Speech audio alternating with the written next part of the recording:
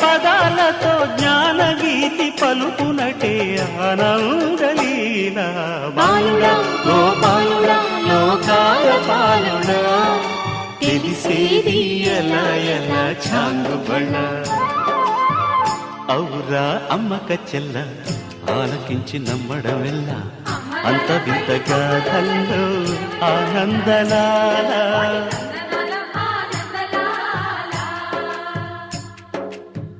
బాపురే బ్రహ్మకు చెల్ల వైనవంత వల్లించవల్ల, రేపల్లె వాడల్లో ఆనందలీలా.